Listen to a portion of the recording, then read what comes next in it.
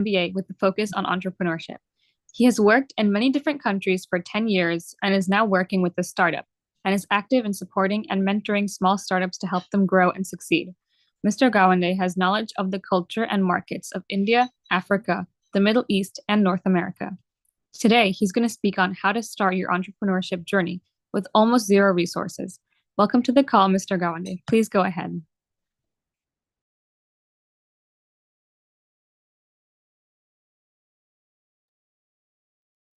Hi,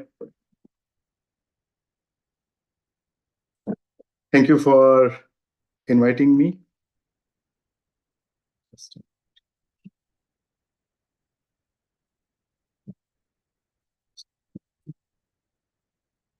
Let me share my screen. Just give me a minute.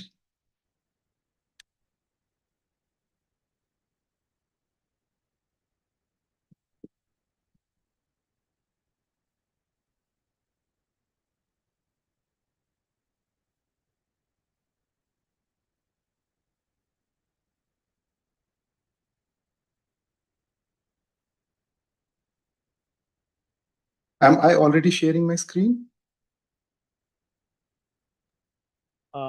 Yes, you are now.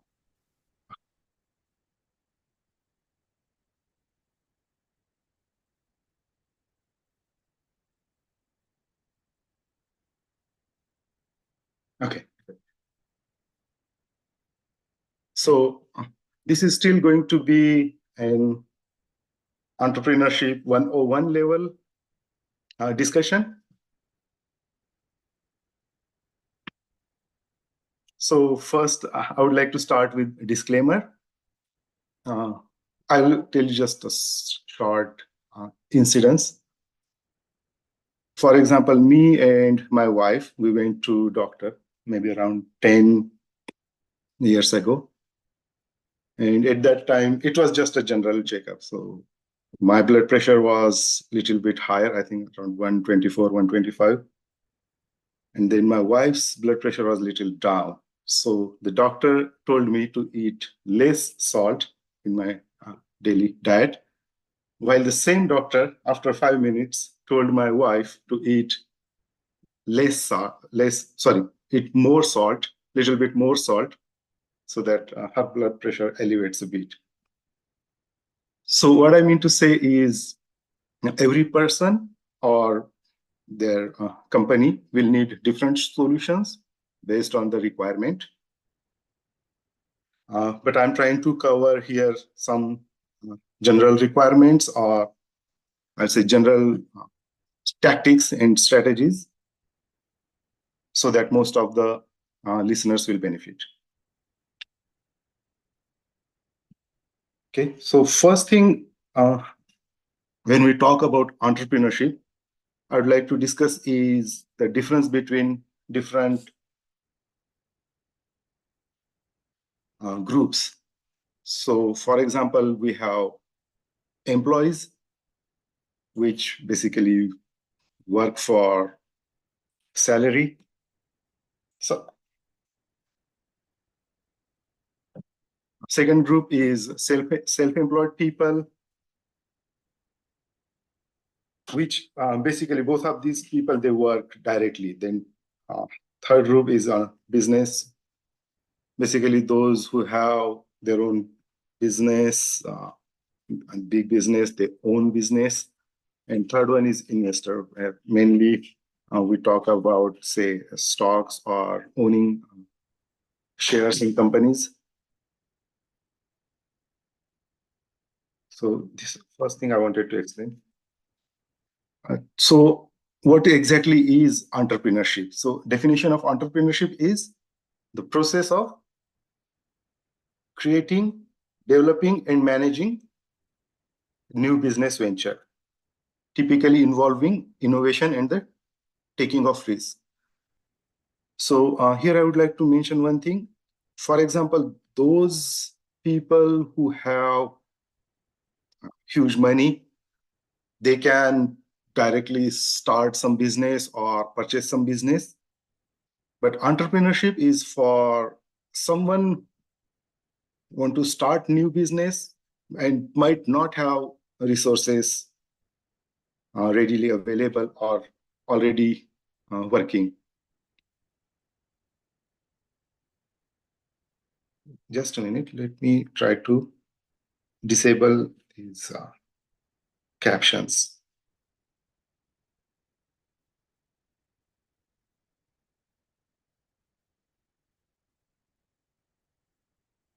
Okay. Thank you. So I would like to start with one particular phrase in Buddhism. It's called Bahu Sachacha Sipacha, which means Bahukala Agun Sampanna, or like a multi-talented personality. So I think this is the one phrase which impacted me a lot. And this is my personal opinion, of course, that this is what we should target to do, is like having multiple skills and not depending only on just one skill. So if you are in a traditional form, if you will see in, for example, in Indian culture and here in American culture, in Indian culture,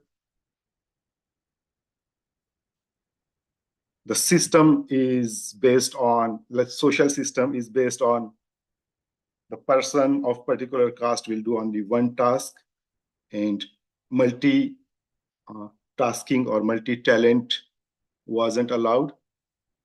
But in Buddhism, we focus on multi-talented or bahukalagun, like a multiple art forms. Okay. So last time when I talked, some of you might have attended this one. So we said that for in entrepreneurship journey, we need three things: knowledge, network, and money. So I'll just briefly go through this.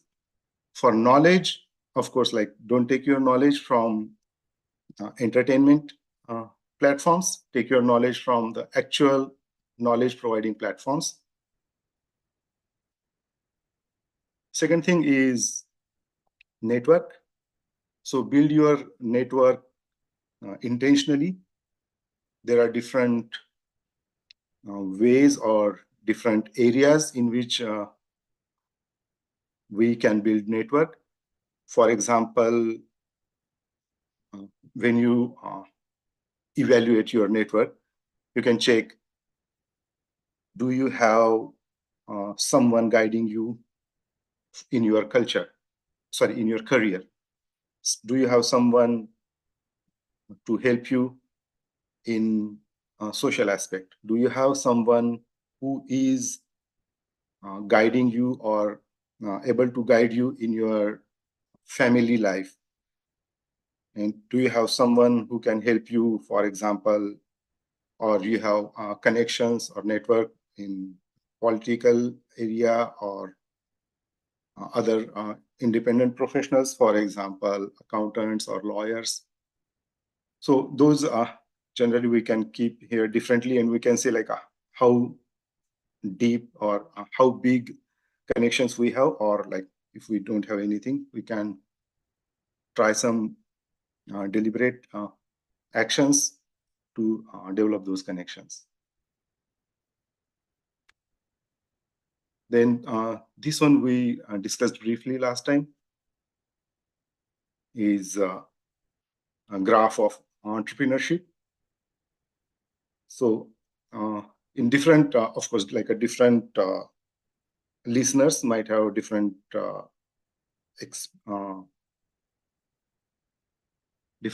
will say requirement or expertise or experience. But this is what, for example, typically this graph from 0 to M to P, this one is for same self-employed people. Typically, they can start from 0 because they are kind of self-employed and their only resource is, say, themselves.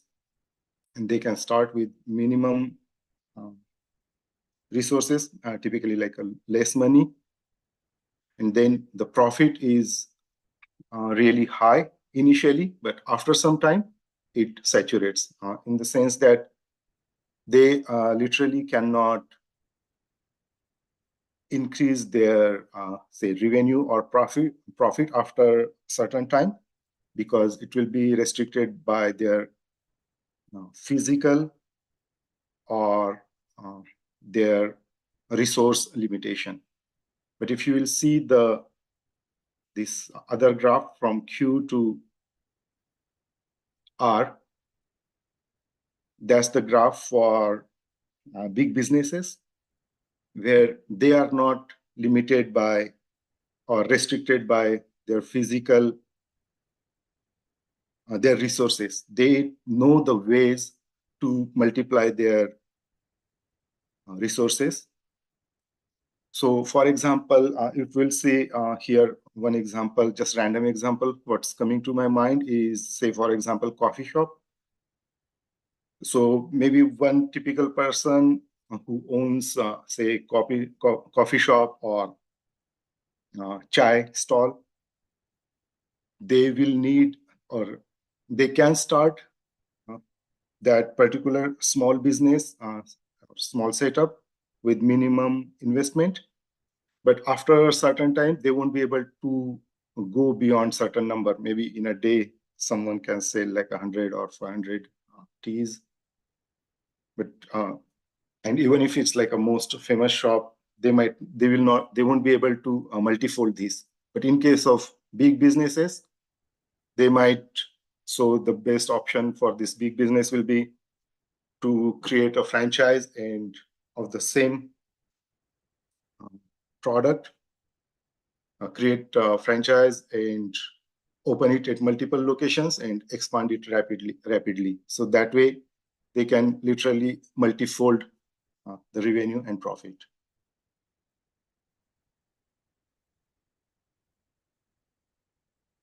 So in entrepreneurship, I can talk on hundreds of topics. There are hundreds of topics, including very detailed formulas to calculate something. For example, in operations management, we have so many formulas to optimize supply chains or how to optimize our operations and projects.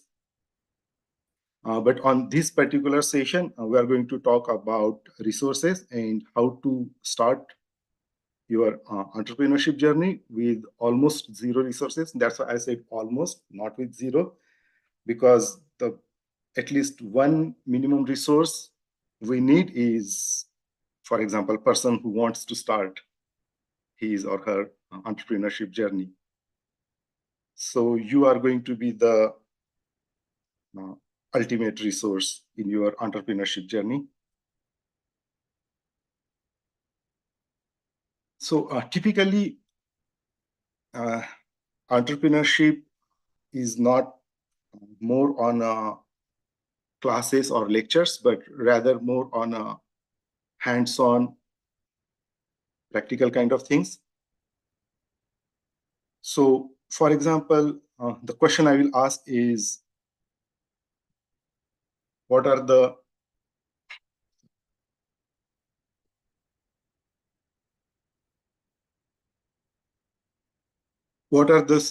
scarce resources? Like, I think almost all of us knows that two resources are considered scarce resources. All other resources can be managed or purchased, found. So time and money. So if you are trying to start your entrepreneurial journey, you need to first evaluate which one do you have and which one do you need from time and money. For example, young kid might have like a lot of time, but they don't have money, while someone doing full-time job might have some money, but not enough time. So we have to figure out that one. If you don't have both, then you need to re-evaluate your life choices, I will say.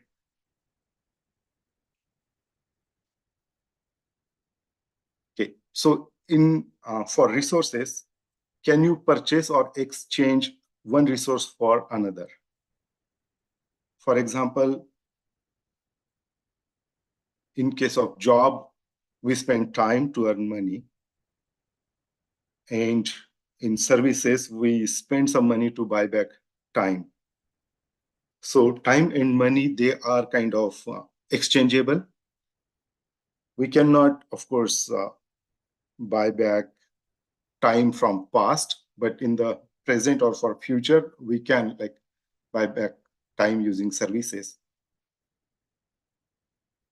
So that is one relation we have to understand between time and money. Second thing, in case of resources, is leverage. So can you leverage your resources? For example, in the US dollars are around 85 or so rupees. So can we leverage this currency? For example, if we want to hire someone in USA, we have to pay minimum wages, say $8 to $10. But the minimum wages in developing country, for example, if in our entrepreneurial journey, in our team, if we want to hire someone, if we can get that work done in back office in India or in other developing country, the minimum wages there will be different. So that is something which we can leverage. So that is one, I will say, tactic we can use.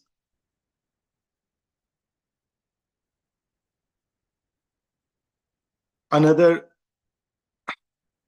tactic or source is, let's say, don't underestimate the power of library. So in North America, we have public libraries in almost all towns. And then these libraries offer extensive support to young entrepreneurs, as well as old entrepreneurs, of course. So we can go to library. They have, for example, meeting rooms, collaborative workspaces, different resources. So I will say use this one, use as much as you can when you are trying to start your journey. So majorly right now we are focusing on starting the journey and not like someone who already have developed his product or business and then trying to grow from say 1x to 100x. Those are going to be different strategies. Right now we are talking on starting the journey. So in that sense, this is one of the resources which is going to be available to you for almost zero cost. Next one is working spaces. In many cities and towns, we have these public co-working spaces. For example, in North Carolina, we have this called Research Triangle Park, which is basically a co-working space. Monday to Friday, we can go there. People go there and work in a team. At the same time, we will find there other people like with a similar interest or similar kind of things. Many people might be working there on their remote jobs, but there will be many people who are working on some of their entrepreneurial ideas.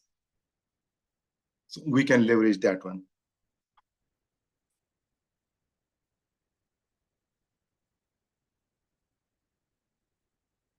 Third option is grants and loans. So this literally depends on where you are,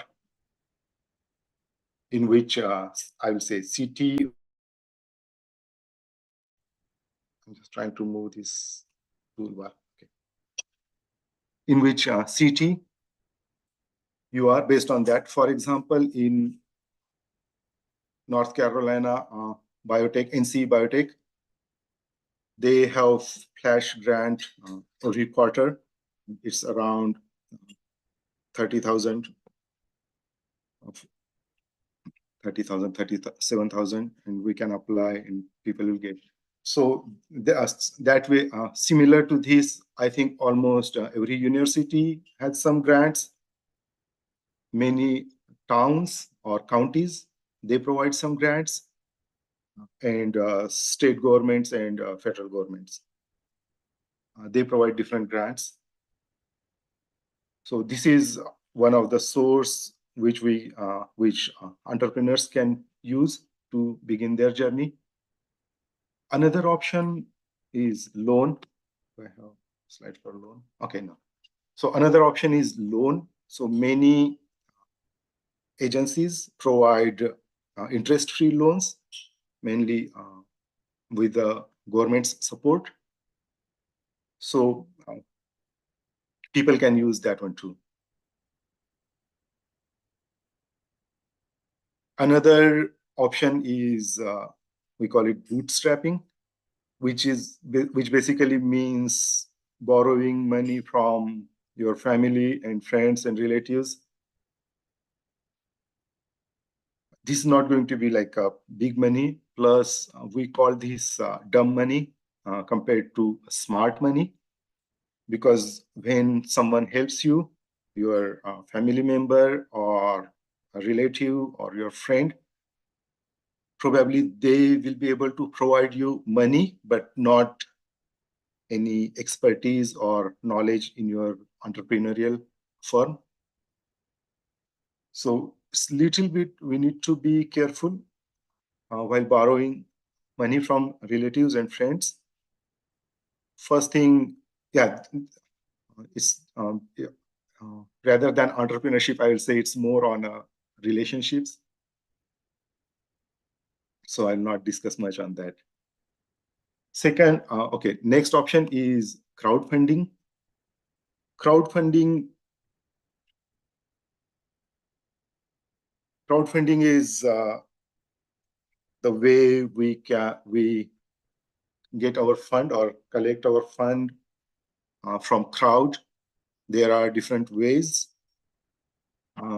through which we can crowdfund our entrepreneurial firm. There's going to be some legalities as well, because different countries or some countries might not allow to collect funds.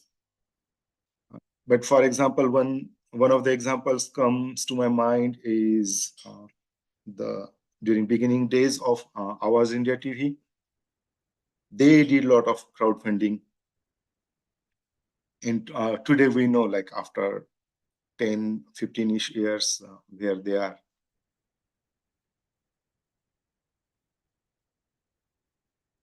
Next option is angel investors. So angel investors are typically, we consider someone like a retired and has some spare money and some network. For example, in cities like Victoria in Vancouver in British Columbia, many retired people like to go there because that part of Canada, the weather is a little bit nicer. So these retired people, they are like, okay, our kids, they're already settled. We retired with some big amount of money. So we would like to invest that one. And these people, they will come to your, say, university events or different entrepreneurial networking events. And they're interested in listening your idea or your pitch. And some of them, if they like your pitch, then they might say that, okay, I would like to invest $10,000 or $50,000, and we can help you give this money and you can start developing your product. That is, again, like a different journey of developing a product. But basically, here I'm talking about angel investors. So this is one option we can leverage. Third option is uh, about employees. So for employees, we can hire someone and pay them salary during initial days, versus if we can leverage and hire someone based off commission, saying that right now, because our entrepreneurial firm is new, we cannot pay you salary, but if you work on a commission, whatever we are going to make profit, you will get some share out of it, or some commission, whatever number of things you sell. So that is one tactic we can use. Then another tactic we can use is partnership. So partnership is like sharing a pie versus making a pie bigger. So I know many people who have their small entrepreneurial firm, but they are not ready to share because, I don't know, some Bollywood movies in which they say, okay, my dad's partner like took away everything from us, something like that. So don't believe those things.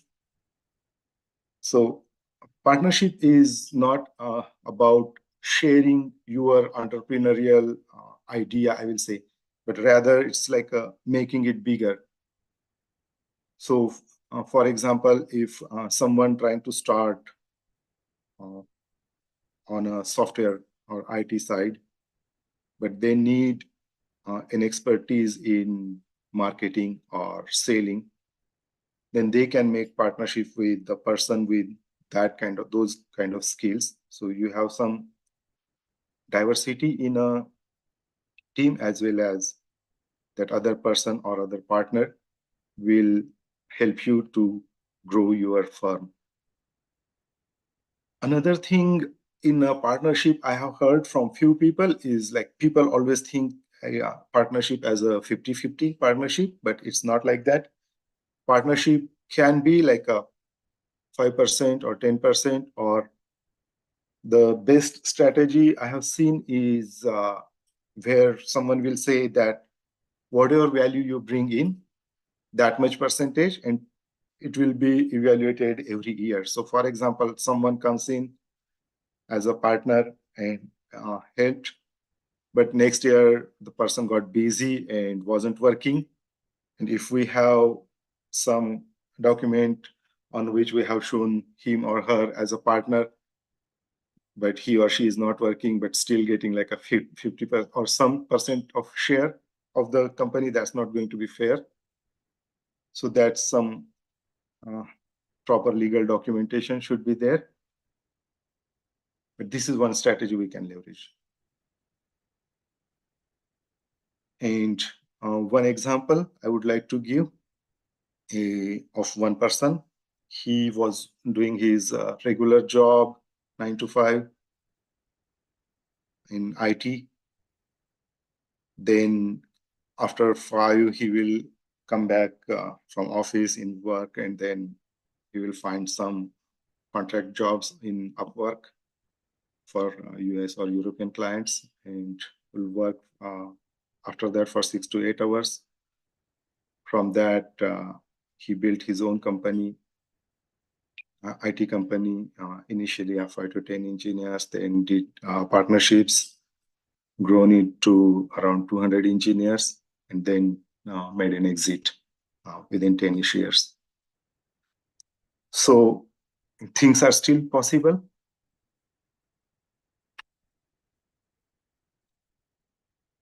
Okay, I would like to take a break here. So anyone have any comments at this stage?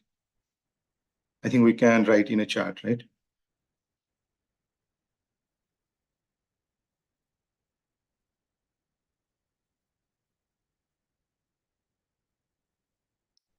Yes, I think Satyanath, you can ask question, or you can type a question. When you said the exit in 10 years, what do you mean? Leave that enterprise? Or I don't understand what exit means. Yeah, so in life cycle of entrepreneurship, like every product life cycle, we have life cycle of entrepreneurial firm, where we have started firm from zero, we have grown it, matured it. After some maturity, there will be some decline, and there will be an exit strategy in which, say, the initial owner of company either thinks that or wants to exit the firm, so that either he knows at this particular point that he cannot grow this firm further, or he's like, I have done enough now, I have earned enough money, I'd like to sell my share of company, my partnership percentage to other partner, and then I'll take my money and then go out, basically. Right. Yeah.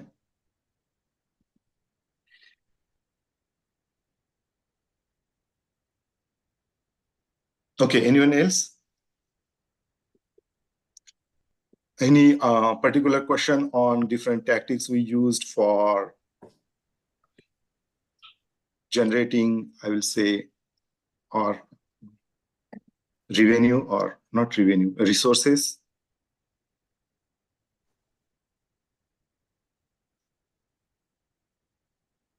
Okay, I have a few more slides. These are generic slides. So one of them is on change. So human beings often exhibit skepticism towards change. So this resistance to change is rooted in our biology, psychology, and social structures. So our brains are wired to prefer the familiar and predictable, and change can trigger a sense of threat, leading to fear, avoidance, and resistance. The reason I'm discussing change here is most of us, for most of us, working for an employer in a salaried job is like a familiar and predictable scenario. But mainly in our community, I will say, we do not have this entrepreneurial or business kind of experience in a familiar way, in the sense that we don't know many people, our relatives or our previous generation who was doing like a business or had some entrepreneurial idea and grown. And because of that, this idea of starting your own business is not familiar to us.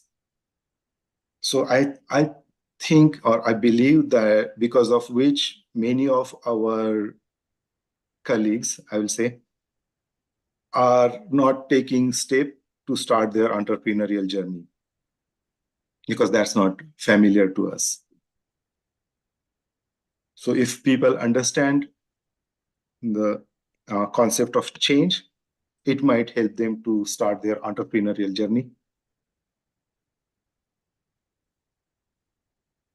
Then to deal with the change, there are different strategies, different models.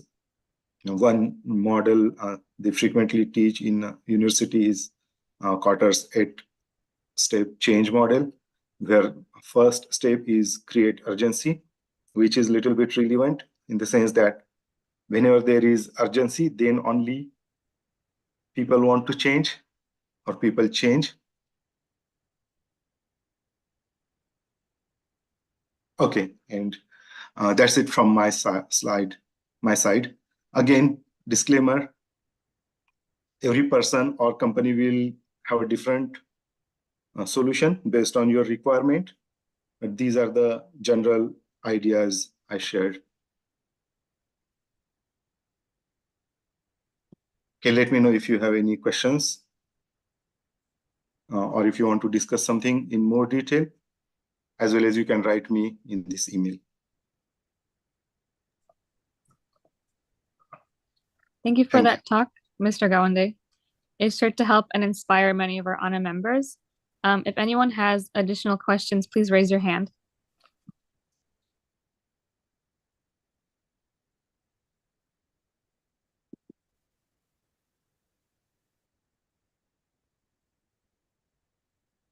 Yes, Satinath, yes, go ahead.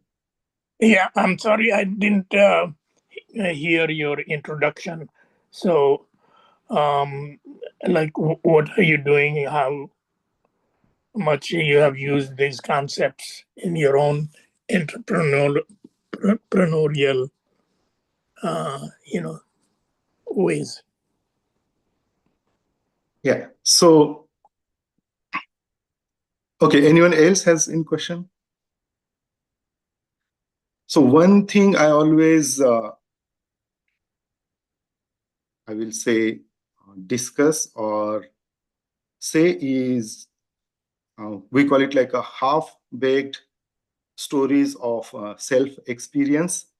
So we should try to stay away from that one, particularly, for example, when someone comes and say, I did this, and because of which I became, say, for example, millionaire, and that's why you should also do that.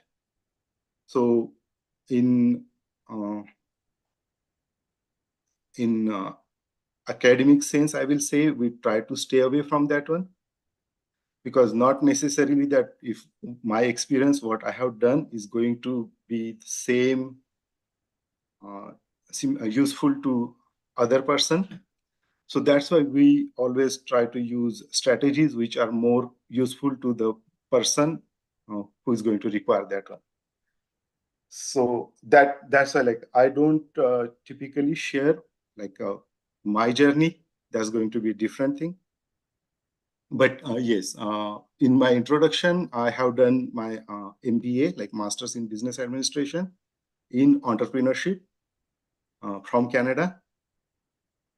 And we try to help smaller firms and some closed, I will say, closed members, like our friends and family members with whom I'm trying to help. So yeah, that's my experience. And then work-wise, it's different. Like professionally, I have worked in different countries, from Africa to Middle East to North America, like Canada and USA. And my employer right now is a small startup firm with whom I'm working, and we are trying to grow it. So a lot of, I will say, business development responsibilities there as well. So that's what I do. What is your startup firm doing right now? What kind of business it's involved with? No, no. Generally, I don't discuss those things. Yeah, yeah. Not on this platform. We'll discuss separately.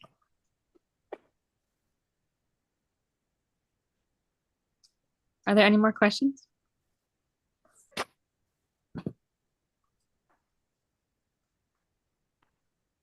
Well, he could give examples of whatever whoever he has helped in starting up and going to somewhat to what can be said success position.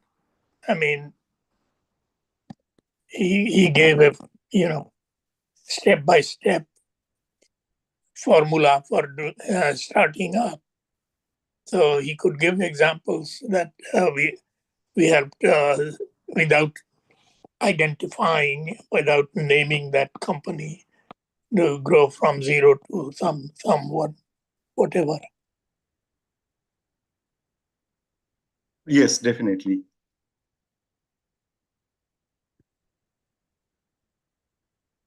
Yes, definitely. So, for example, one of my engineering classmate. When he was working somewhere in Europe and he wanted to move back to India and he wanted to start something. So I helped him a little bit. Of course, he had his engineering expertise, engineering background. I helped him with a few strategies. And right now in Vidarbha area, he is working with water treatment plants, and he provides a solution to these water treatment plants in different cities. And I help him a little bit with starting few things as well as hiring few employees. And I think right now he has around five-ish engineers, and he covers like all Maharashtra, but geographically it's a little bit difficult for him to travel to like a western part. So he provides his services, or he do his business basically in Vidarbha area mainly. So that is one example where someone uh, working in Europe but wanted to move back to India and started something from small.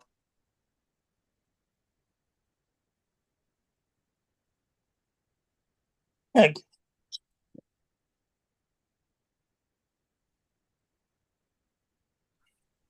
Okay, if there are any more questions, Mr. Gawande's email is here, so please note it down if you have any future questions. Now it's time to conclude our online Buddha Vihara. I Thank have you. a question. I have a Oh, question. Okay. Yeah, so thank you, Pawan, for joining on this session. It's really interesting, to understand the dynamics of starting a new business. So I just have a general question.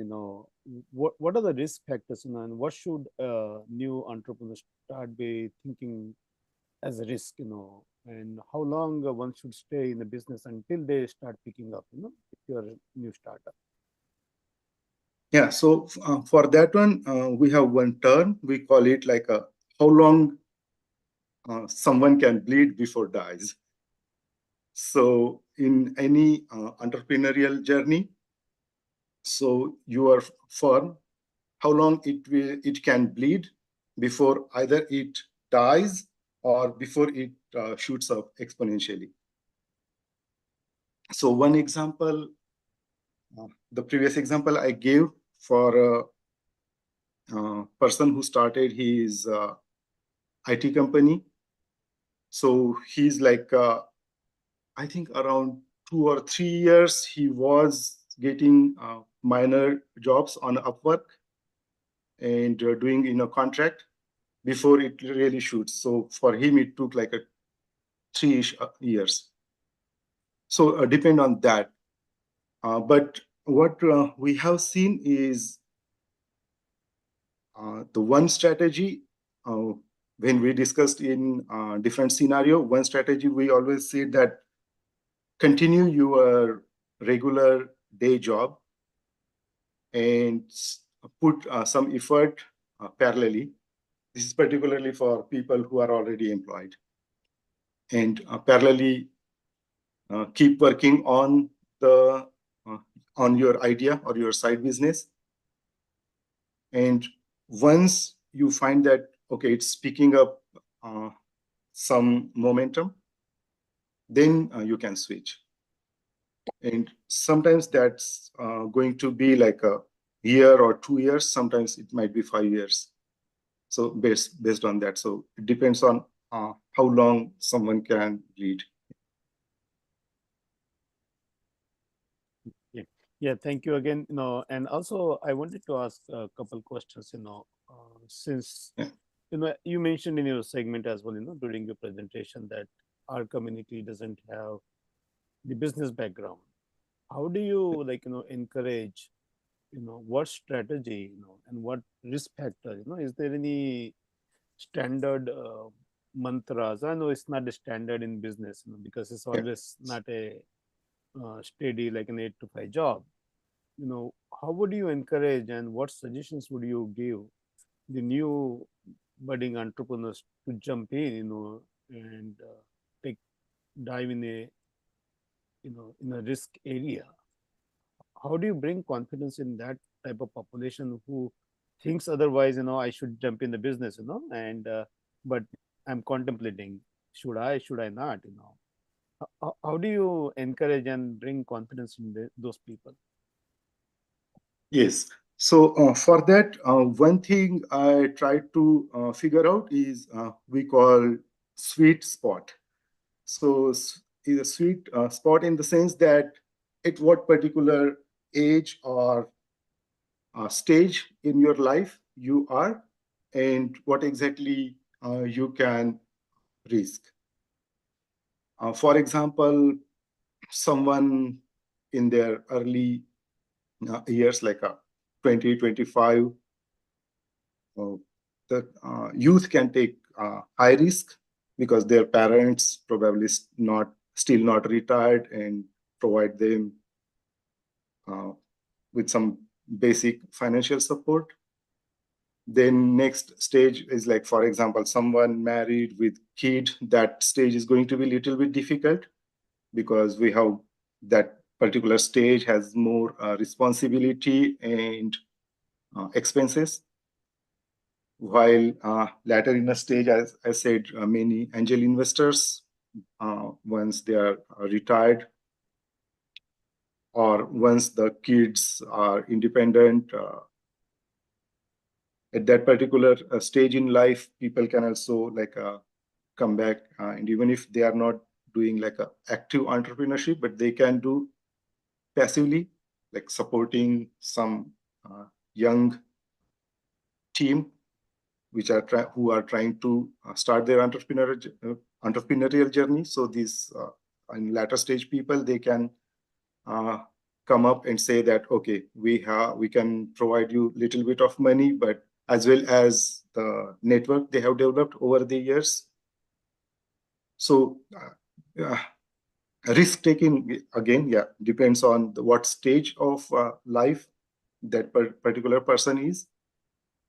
And second strategy to mitigate the risk is always keep your day job, or if both partner works, at least one partner should have like a regular income, and then second partner can take a risk. So that is one more strategy.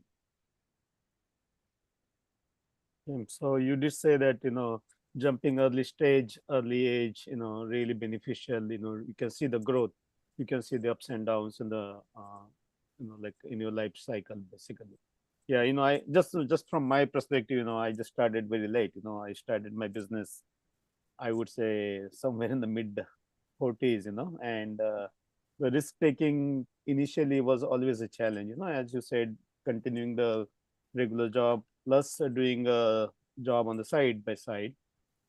And I see like it is a growth there, and you can see the business growth is there over the time, you can see, and as you say, the bleeding time for how long I can take, there's always, I felt like, the businesses should have the risk taking abilities, one should think of losses before you start making profit, because we cannot just start a business and jump and expect the profit right away. And so I think, that time gave me a more ability to sustain myself, that taking losses initially before I start taking the profit, and I think it's there. But I think it's great, I think people should ask more questions, different people may have different questions, what they should be looking at, how they can jump in these businesses. So I wanted to ask you one question. Is a business like doing a good aspect? I'm just, for me, it's okay, but I'm just looking from your perspective, since you are giving this presentation and understanding, and you may have come across many people who may have asked this question. Do you think a business is a good idea overall? Yes, because doing business is always a good idea, mainly because, say, we always compare it against job, like a salaried job. But if you will see the history, the salaried job is not like a old phenomena. This is like very recent phenomena compared to like a human history. So jobs literally, like a salaried jobs literally kicked up after Industrial Revolution. Before that, there wasn't like something called like a salaried job as such. Everyone almost working in contract kind of jobs. And even in that sense, for example, in Indian society, everyone had their own kind of small business, like someone making, say, clay utensils and selling it, or like a washer doing his own, say, laundry kind of business. So those were smaller business before Industrial Revolution. But after Industrial Revolution, when industries needed employees, they're like, okay, please come to us. We will provide you stable job and stability, salary. And people got attracted to it. And initially that was true. For example, my mom and dad, they worked in a public sector in India. And that was a stable, really stable job. And then they worked there for like 30, 35 years. It provided really good stability. But we cannot say the same thing in modern day corporations. We don't know when the layoff will occur and how many people will lose their job, or the instability is there in employment too. So that is one thing. Second thing I always discuss with people is in employed job, we have option to grow only with whatever like employer can decide, or like a, say, someone can grow like a 1-fold, 2-fold, 3-fold, not more than that. But if you have your own business, if we have our own business, right, we can grow 10-fold or 100-fold by vertical acquisition, or by replicating the business in say multiple locations or multiple cities, or multiple products and services. So that option is always there.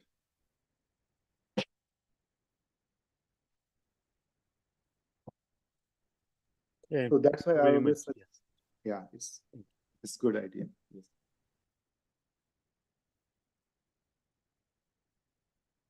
Ananda, back to you, please. Okay, thank you for your answers, Mr. Gawande. Now it's time to conclude our online Buddha Vihara. Thank you, Venerable Bante. There are a couple hands. Please take some Okay. questions. Yeah. There are Kabir, I think maybe, yeah. And Yeah. Joseph, yeah. Yeah, hi, Jai Bhim, Dada. Jai Bhim, Pawan, for giving us such a wonderful information on the entrepreneurship. I have one small question, like how to inculcate this entrepreneurship mindset in our kids or the teens, you know, because going forward, this job sector and all, as you already said, like it's not going to progress us and progress our community. So I think business and entrepreneurship will be the good option only to take all of us ahead. So, that's my question: is how we inculcate this mindset into our kids and teens. So for this one, it might not be a proven strategy, but one strategy I try to use, we call it like a, if you see it, you cannot unsee it. Something like that, which means like if you introduce the concept of entrepreneurship or business to your kid, then it's going to be there in their mind. Even if you just talk to them like there is this particular option, like you can, of course, like become an engineer and get a job, but you have another option too, where you can start your own business. Yeah. So once someone has kind of seen it, that option, that is going to be in their mind. And then after that, it's going to be on the person's attitude or desire, like how strong the person's desire is. But I will say basic strategies even you just tell them that this is an option you can explore too, that's going to be good enough. Yes. Okay. So is there one small question again? So is there anything, related material or any YouTube channels you can suggest for them to go through? Or can I connect you over this email? Yeah, sure. Yeah. There was one really good course from Stanford, I think David Blank or something like that. I will share that one in our. Okay, sure. That will be very helpful.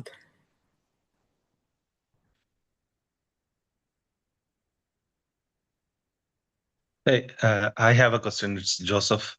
I actually try to purchase the raw material kind of a thing for my business from a different country. Say, for example, I want to import it from China. Yeah. So I'm in a different country. I don't know. I never visited China. So this is just an example. Maybe within India also, I may need to within India also, I may need to connect with some other stakeholders, right? So what are the platforms that can be reliable platform or where I can trust and find my manufacturers or suppliers? So do you have, what are the tactics we can use to maybe the government approved, or how to find out the reliable stakeholders in my business? Is there any platform for that? Yeah, sure. Yeah, I remember like we talked a little bit on this one. Yeah. Yes. So one, I won't say like a strategy, it's more on a tactic. One tactic we try to use is, of course, we call it kind of proof of concept. Proof of concept in the sense that you need to go there in person and check whether this is working or not. Because at least in when money is involved, you cannot rely on some platform which and the reliability of the platform, particularly in the sense of India and China, where ethics are, I won't say like bad, but not high compared to, say, for example, Europe or USA and North America, where when some company sells their product and on its, if it's written like 100% cotton, we at least we can rely that, oh, this is going to be 100% cotton, but probably that's not going to be the case in the developing countries. So, for example, if I were you, this is the phrase we use in Canada and USA. If I were you, what I will do is I will hire one person on like very low salary, not very low salary, but I will hire someone who can travel on my behalf, visit these different places, and then collect a sample or discuss things, because I know like probably you are busy with your own things. So this person on your behalf can travel, collect samples and discuss with you. And then based on that one, you can select like a top one or two samples which you liked, and then you visit them personally and select. So that's what I will suggest. Yeah, thank you, brother.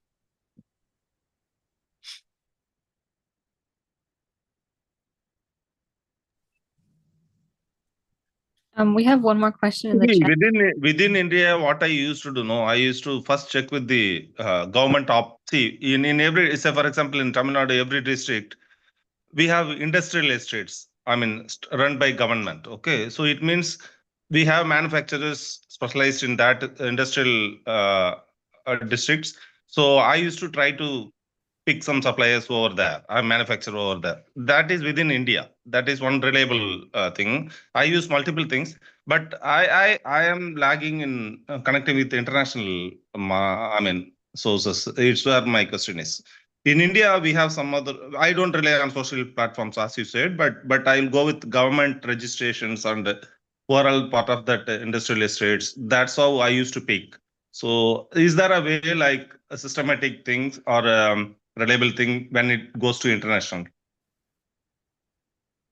No, it's going to be on the government website of that particular country. So internationally, there isn't any platform.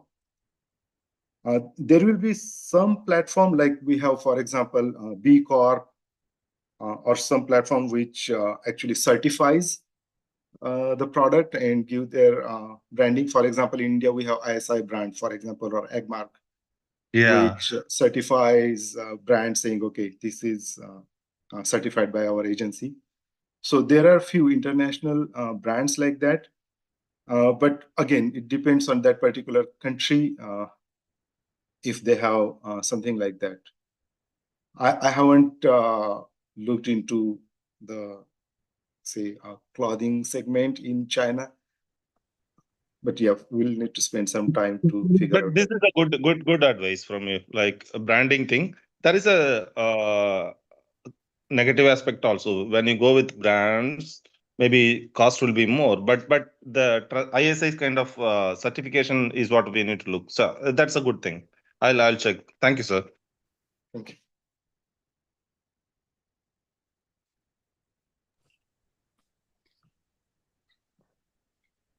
Okay, we have one last question in the chat. Satyanath says, what does IMC stand for in the email ID, if I may ask? Yeah, so that's a investment management corporation. So investment management corporation in the sense that it's not stock market kind of investment management. So when I was there in British Columbia has biggest fund.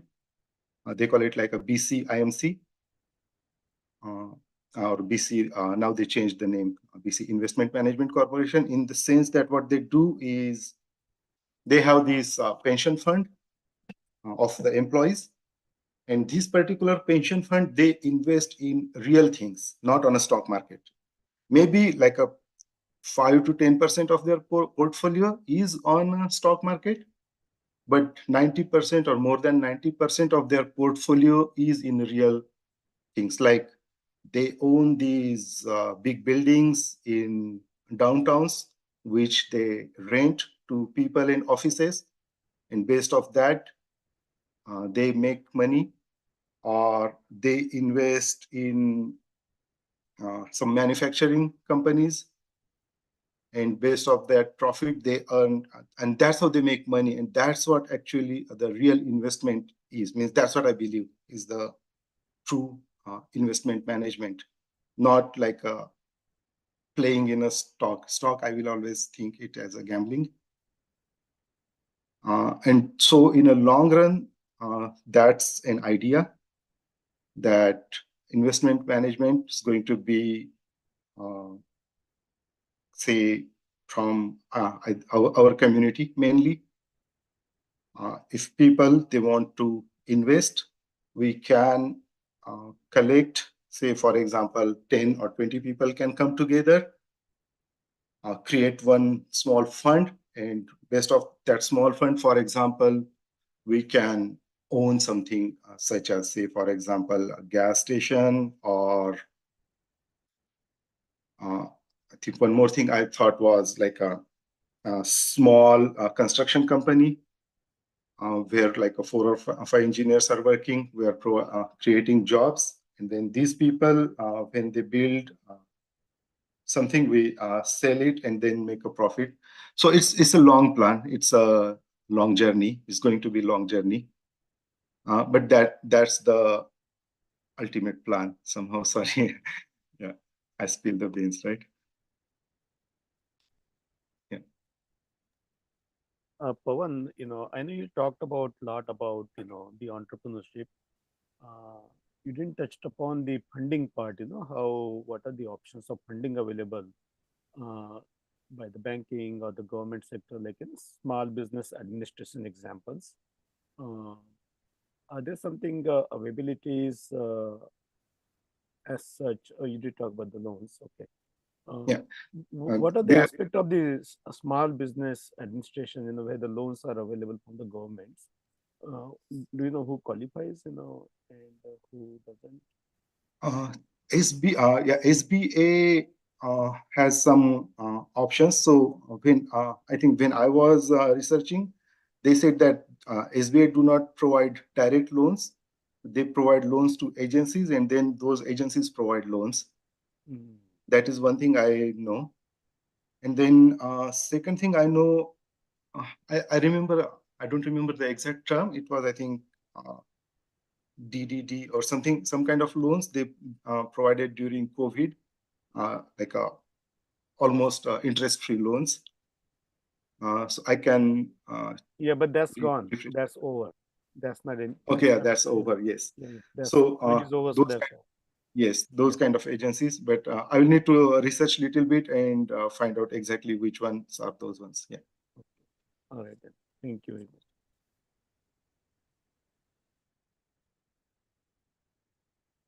Okay, Ananda, back to you. Okay, thank you for your helpful answers, Mr. Gawande. I hope everyone notes down your email. It's time to conclude our online Buddha Vihara. Thank you, Venerable Bhante Sirisivali, for blessing us with your Dhamma talk. Thank you, Zen Gawande, for your motivational story, and Krantiyanta for conducting the kids session.